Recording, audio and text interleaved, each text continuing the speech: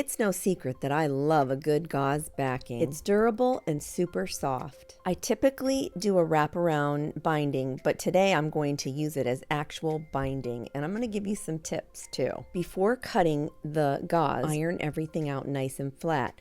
Gauze has a tendency to pucker because there's so many other little tiny wrinkles in it. Since gauze is already like bias binding, it has so much either way give to it, it's best to give yourself a tiny bit of wiggle room. I made a 2 3/4 inch cut for my binding. I will be trimming them down to 2.5 inches. Fold and press first though before you do the trimming.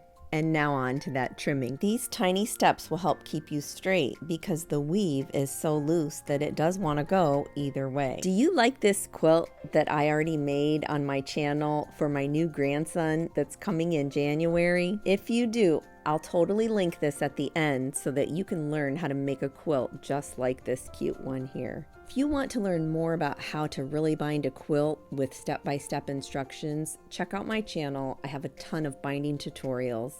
I use the same proven method over and over and over again, so that way there's no hassle when I go to bind my quilt. I will tell you with this method, you start off with 1/8 of an inch stitch until you get to that opening there that I was pointing to, and then you stop, break thread, and then you go to 1/4 inch seam allowance. I also do my corners the same every time too. You see me pivot there, I go toward the corner, and then I back stitch until I get to where I first started to go toward the corner. I turn the quilt, pivot it, lift up there on that binding, and then I just continue sewing all the way down the rest of the quilt until I get to the next corner. Here's a shot of what that threading looks like at that 45-degree angle. And here I'm just showing you how I miter it on the back.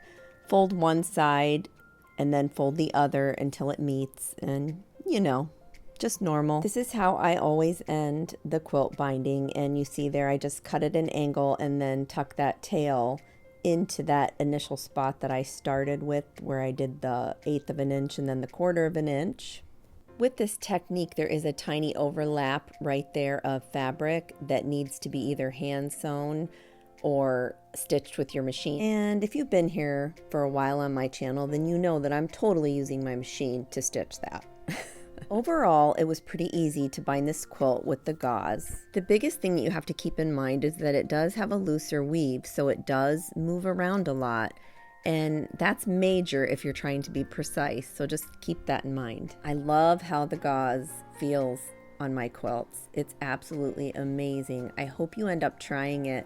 I just know my grandson is going to adore it. Until next time on the Sewing Channel, take care.